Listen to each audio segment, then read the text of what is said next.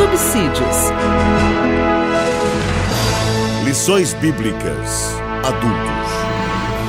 Lição 11. Atributos da unidade da fé: humildade, mansidão e longanimidade. Prezados irmãos e irmãs, eu vos cumprimento com a paz do Senhor.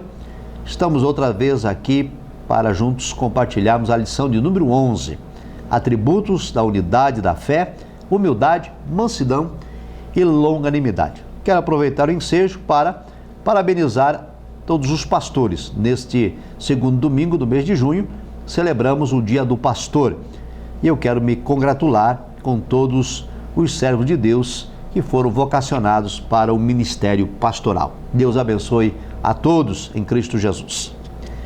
Nós estamos estudando nesse trimestre a Igreja Eleita, baseada no livro de Efésios. Já estudamos o capítulo 1, o capítulo 2 e o capítulo 3 da carta aos Efésios. E agora adentramos no capítulo de número 4. Após o apóstolo Paulo interceder a Deus, pedindo ao Senhor que corroborasse a igreja de poder, que Cristo habitasse continuamente na igreja, que a igreja estivesse arraigada e fundada em amor, que a igreja experimentasse a intensidade do amor de Cristo. E quando Paulo também nos assevera que Deus é poderoso para fazer além daquilo que pedimos e pensamos, e nos concita a dar glórias e honra ao Senhor hoje e todo sempre. Agora, no capítulo 4, Paulo trata da questão da unidade da igreja. E ele inicia dizendo o seguinte: rogo-vos, eu, o preso do Senhor, que andeis como é digno da vocação com que fostes chamados. Desse modo, essa seção da carta aos Efésios destaca a conduta geral do crente: andar de modo digno. E para andar com dignidade, o apóstolo Paulo lista alguns atributos: com toda humildade, mansidão, longanimidade, suportando uns aos outros. A lição, portanto, se divide em 3 pontos. Para haver unidade é preciso humildade, para haver unidade é preciso mansidão, e para haver unidade é preciso longanimidade para o exercício do perdão. Iniciamos então com esta primeira virtude, humildade. A humildade, ela é imprescindível para o fortalecimento da comunhão cristã. Se não houver humildade na Igreja de Cristo, então os relacionamentos se tornarão insuportáveis. A conduta geral do cristão requer que ele tenha humildade. Pressupõe-se que o andar do cristão está diretamente relacionado com o nível de unidade que ele tem com Deus e com os seus irmãos. E, portanto, Paulo apresenta a humildade como o princípio da unidade. E aí nós trazemos aqui na lição alguns conceitos. Para os povos pagãos, ser humilde era ser inferior. Ser humilde era considerado uma atitude negativa. E somente em Cristo é que a humildade passa a ser uma virtude. A Bíblia vai dizer, por exemplo, em Filipenses 2, versos 6 e 7, que Cristo não teve por usurpação ser igual a Deus, mas aniquilou-se a si mesmo, tomando a forma de servo. Um modelo e exemplo de humildade. Também o Senhor Jesus lavou os pés dos seus discípulos. Um outro exemplo de humildade. Desse modo, a humildade é uma virtude cristã, é a postura ou a ação de alguém que reconhece a importância e o valor do outro. Porém, nós sabemos que existe a verdadeira humildade e a falsa humildade. É preciso nós destacarmos isso com os nossos alunos. Existem pessoas que têm aparência de humildade, mas eles de fato não são humildes, porque a humildade, ela expressa modéstia em oposição à arrogância, em oposição à soberba, em oposição ao orgulho. A pessoa humilde pensa na coletividade e não em si próprio, porque aquele que não é humilde, ele também é egoísta. E a humildade no corpo de Cristo é produzida por obra do Espírito Santo. Pelo esforço próprio, eu não consigo ser humilde. O Espírito Santo habitando em mim é que produz humildade. E a humildade, ela mantém unidade, porque a pessoa humilde, então, ele não revida quando é atacado. A pessoa humilde não pretende ocupar a posição que o outro tem. A pessoa humilde tem simplicidade para ficar aguardando e confiante que Deus lhe dará aquilo que o seu coração deseja, sem que seja necessário insuflar-se ou agigantar-se ou sobrepor aos outros. Bem, nesse aspecto, então, a humildade é virtude do Espírito Santo. No segundo ponto, mansidão. Mansidão é fruto do Espírito também. Mansidão é identificada como ternura, como gentileza, como cortesia e paciência. A mansidão, ela é um estado que deriva da humildade. A pessoa que tem mansidão é também humilde. Elas estão intrinsecamente ligadas. Ninguém pode ser manso se não for humilde primeiro. Desse modo, o ser humano que tem a virtude da mansidão, ele tem moderação nas suas ações, ele trata os outros de maneira não precipitada. E nós temos na Bíblia Sagrada vários exemplos de pessoas com mansidão, e eu quero destacar aqui dois.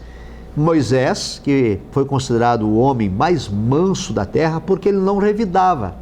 Ele foi afrontado, as pessoas criticaram Moisés, insuflaram contra ele, promoveram rebelião contra ele, até a própria família, Miriam e Arão, se levantaram contra Moisés, e ele não revidou, ele permaneceu manso, esperando a intervenção divina para a sua causa. E o Senhor Jesus Cristo, o exemplo de mansidão que nós aqui já citamos, que a pessoa mansa, ela é primeiramente humilde. E Cristo também não revidou. Às vezes que foi caluniado, às vezes que foi acusado, por exemplo, no julgamento de Cristo, acusaram o Senhor de toda forma. E ele permaneceu calado, mansamente, não revidou a ninguém. Mas também, como na humildade, na mansidão existe falsa mansidão.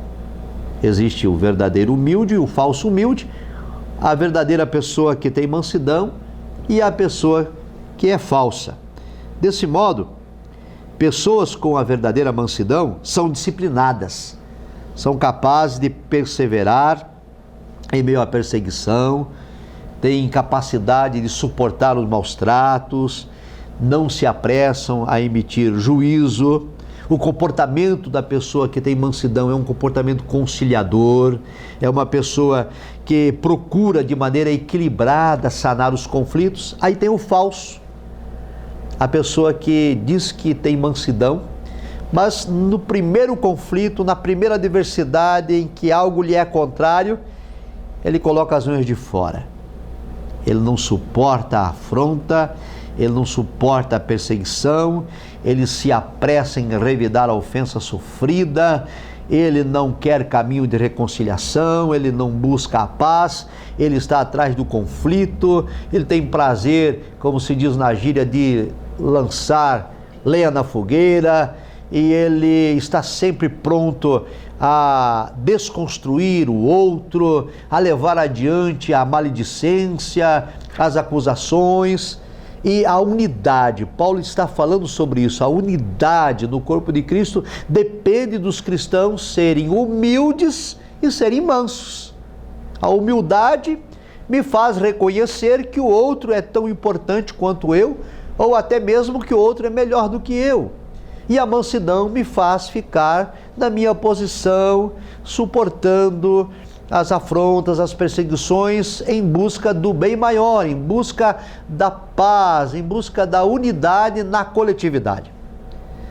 E, amados irmãos, nem a humildade e nem a mansidão são virtudes meramente humanas. Elas são virtudes que nos são concedidas por obra do Espírito Santo habitando em nós. Por isso Paulo tinha orado anteriormente, dizendo: Senhor, eu lhe peço que a igreja seja corroborada de poder, corroborada do teu Espírito, porque a igreja precisa frutificar. O fruto do Espírito vai produzir humildade, vai produzir mansidão. E o terceiro ponto que tratamos aqui é sobre a longanimidade, que também é fruto do Espírito Santo. Longanimidade é sinônimo também de paciência, de tolerância, de constância. A pessoa longânima é aquela que espera, aquela que dá tempo ao tempo, que não se apressa, que não é impaciente e que tolera a má conduta dos outros. Os erros que as pessoas cometem, as adversidades da vida são enfrentadas com paciência, com longanimidade, esperando o tempo e a hora certa e o momento adequado de se posicionar, de pronunciar, de emitir opinião, de dar o seu parecer. E o apóstolo Paulo também acrescenta nessa classe de virtudes, ele diz que nós precisamos suportar uns aos outros. E aqui, prezado professor, é importante enfatizar com os alunos: se a Escritura manda suportar uns aos outros, está implícito nesta orientação de que na nossa jornada cristã nós vamos nos deparar com situações adversas. Nós vamos conviver com irmãos que são fracos na fé, irmãos que são fracos espiritualmente, irmãos que não têm ainda a compreensão plena da salvação, que não tiveram ainda os olhos iluminados da vocação para a qual foram chamados, e eles vão dar trabalho na igreja. Por isso Paulo, inspirado pelo Espírito Santo, nos alerta sobre a necessidade de suportar uns aos outros, suportar as fraquezas uns dos outros, suportar os excessos do nosso irmão, suportar as provocações alheias. E todos nós que somos cristãos, que estamos na casa do Senhor, sabemos que isso é verdade. Saliente isso com seus alunos. É fato que nas igrejas existem cristãos fracos, que estão sempre promovendo confusão, dissensão, maledicência. Eles tumultuam as reuniões, eles tumultuam o ensaio, eles tumultuam os cultos, eles estão sempre de mal com a vida, eles não têm humildade, eles não têm mansidão, eles não têm longanimidade, eles ainda estão vivendo na carne, estão conosco, andam conosco, cultuam a Deus conosco, mas ainda de fato não experimentaram a regeneração completa e plena. E Paulo disse que para manter a unidade do corpo de Cristo precisamos de humildade, de mansidão, de longanimidade e da graça de suportar uns aos outros. E até mesmo aqueles que já experimentaram a iluminação espiritual, compreenderam o plano da salvação, estão em comunhão com Deus. Nós somos carne, nós somos pó, e é possível que por um momento ou outro da nossa caminhada cristã a gente venha a cometer um vacilo e se envolver com questões que não agradam a Deus e até ofender o nosso irmão. E aí a Escritura diz que precisamos também suportar a falha do irmão. E às vezes isso não é feito de modo deliberado, é pela nossa fraqueza humana. E portanto o apóstolo Paulo nos convida a usar o perdão como premissa do amor. Isso quer dizer que esta virtude altruísta que nos conduz a tratar os outros como gostaríamos de ser tratados faz parte da verdade bíblica e cristã. Enfatizo, para encerrar, de que em relação ao perdão, Cristo nos ensinou na oração conhecida como Pai Nosso que devemos orar no seguinte sentido: Pai, perdoa as nossas ofensas, assim como nós perdoamos a quem nos tem ofendido.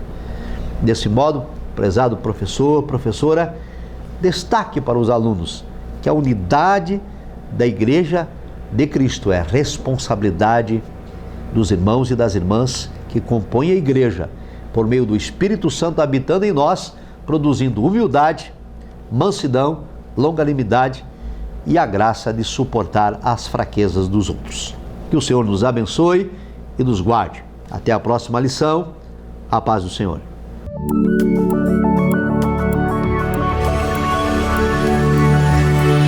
CPAD, a editora da Escola Dominical.